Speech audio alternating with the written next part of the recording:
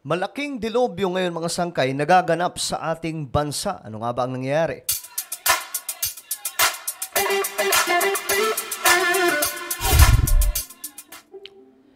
What's up mga sangkay? Magandang oras po sa inyong lahat sa mga nanonood ngayon, especially yung mga solid sangkay na palagi po andito, tumatambay at nanonood sa mga na-upload nating video everyday. So eto mga sangkay, pag-usapan po natin itong tumitindi ngayong problema sa Pilipinas. Hindi po sa korupsyon, hindi po sa mga awayan ng mga politiko, kundi mga sangkay, ito pong nangyayaring El Nino sa ating bansa na tila baga niyayanig po yung buong Pilipinas at marami na po ang nahihirapan ngayon at ngayon nga mga sangkay, nagbabalak na po yung iba o may mga ideya yung mga eksperto na mag-declare na po ng state of calamity ang Pilipinas or yung buong bansa. Bago natin mag-usapan yan, pakisubscribe po muna yung ating YouTube channel, no? Ayan po sa baba ng video na to, makikita nyo po mga sangkay yung subscribe button. Pindutin nyo lamang po sa ibaba ang subscribe, tapos i-click nyo yung bell at i-click nyo po yung all.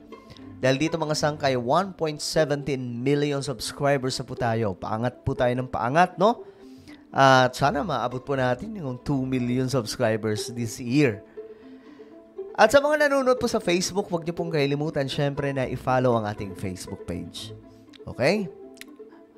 So ito mga sangkay, ito po yung balita ngayon. Kailangan na ba ng state of calamity dahil sa El Nino sa bansa?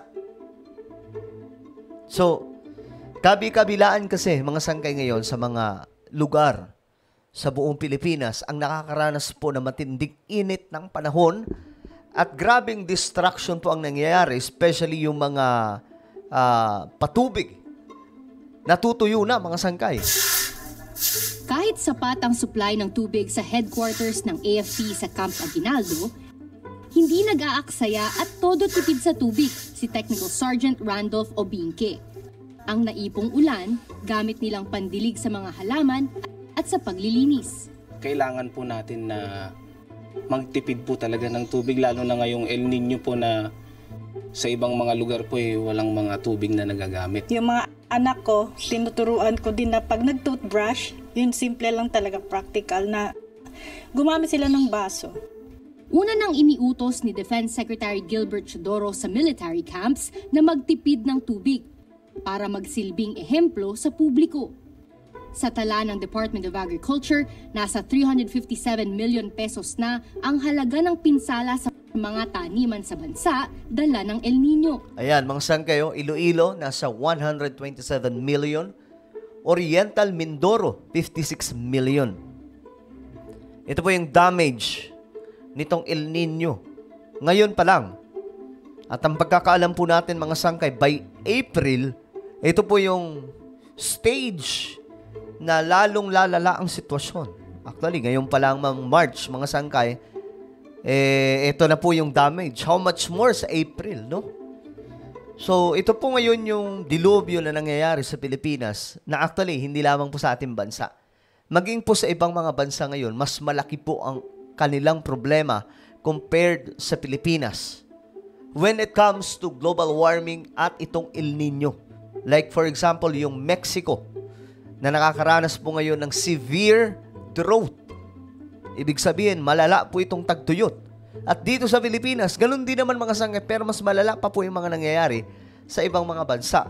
Ang Japan, na sinasabi po na sila ay nasa, mayroon po silang tinatawag na taglamig ngayon. Yung weather nila. Pero, iba po yung nararanasan nila, heat wave. No? Hindi naman buong Japan, pero may ilang parte ng Japan na ganun po ang dinadanas. So sa Pilipinas, ito po ang nangyayari. Yung El Nino po ay nananalas at ang una pong apektado, yung mga magsasaka. At syempre mga sangkay, pag naapektuhan po yung mga magsasaka, sa tingin nyo wala po yung impact sa atin. Meron po. Malala po ang impact sa lahat ng tao niyan. At hindi lamang po ito problema sa mga magsasaka. Buong Pilipinas, lahat po tayo makakaranas na ito. Pinakamatindi ang hagupit sa Iloilo na umabot sa 127 million pesos ang pinsala sa agrikultura. At Oriental Mindoro na aabot sa 56 million pesos ang dagok sa palayan at taniman ng sibuyas. Determinadong maghanap ng alternatibong patubig ang pamahalaang panlalawigan para maisalba ang natitirang pananim. Okay, so marami na po mga pananim ang naging wala na pong silbi.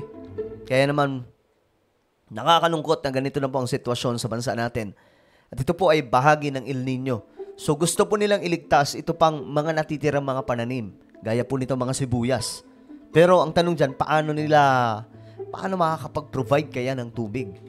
Para mas masustain pa natin ang sources of water na ito, bibili ang pamahalaang panlalawigan ng sarili nating drilling machines para siguraduhin na kung lumawak man ito sa ibang pangbayan ng lalawigan, may sarili ng kagamitan ang pamahalaang panlalawigan sa pagdidrill ng tubig. Gusto nila na magkaroon ng sustainable source ng water. Kaya yung ating solar irrigation ay yun yung pinupush natin.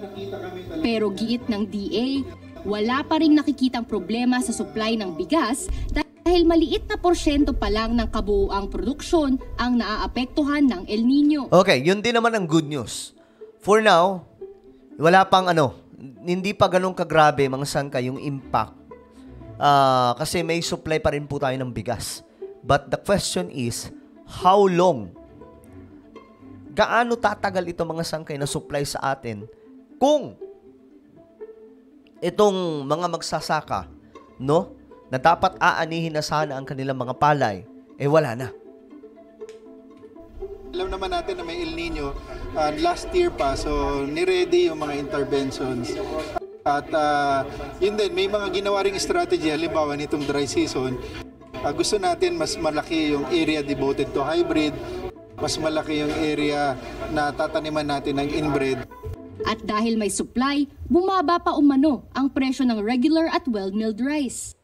So bumaba na siya ng mga 2 to 3 pesos yung bigas. Dadami na yung harvest natin ng local.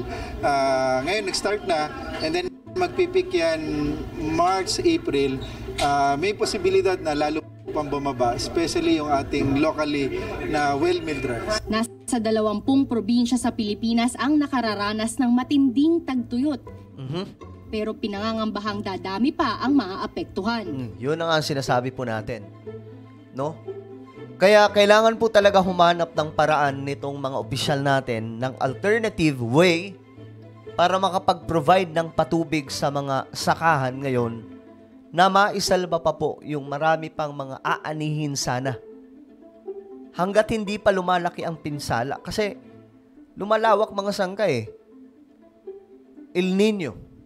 Ito ang mabigat na problema. May El Nino may El Nino na may global warming.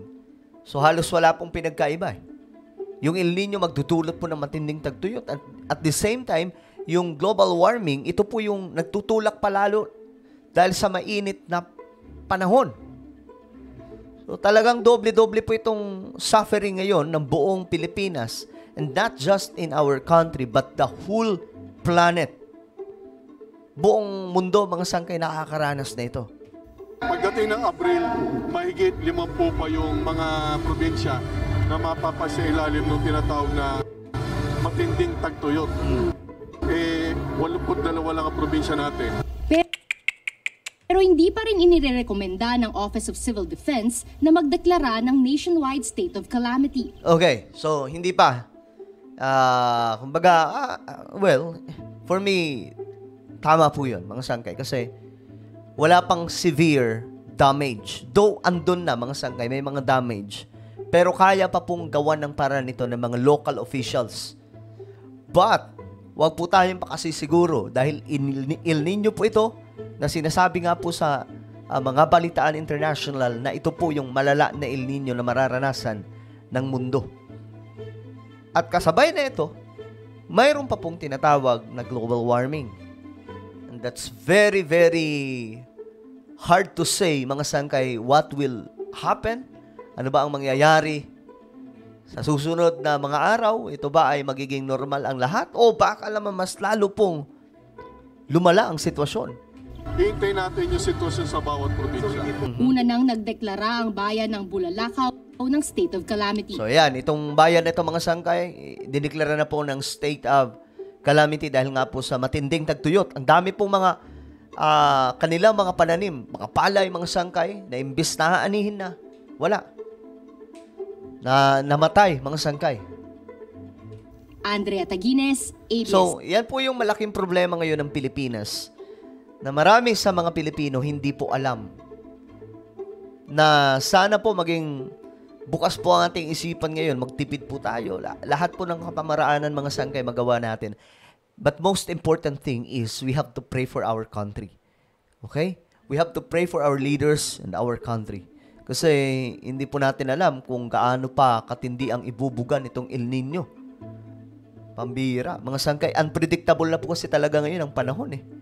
Halos yung weather natin hindi na po maintindihan. Mismo mga expert nagugulat na lamang po sa mga nagiging resulta na mali sa kanilang mayroon po silang nakita pero mali yung lumalabas. Ngayon, mga sangkay, ano po ang inyong komento tungkol po dito sa nangyayaring problema sa ating bansa? Tingin nyo ba kailangan na magdeklara ng state of calamity sa buong Pilipinas? Just comment down below. And now guys, please subscribe my YouTube channel. Ito po ay Sangkay Revelation. Hanapin nyo po ito sa YouTube. Nag-upload po ako dito ng mga mahalagang impormasyon, ng mga nakasulat po sa Bible. So, hanapin nyo na lamang po ito sa YouTube. Then click the subscribe, click the bell, and click all. Okay?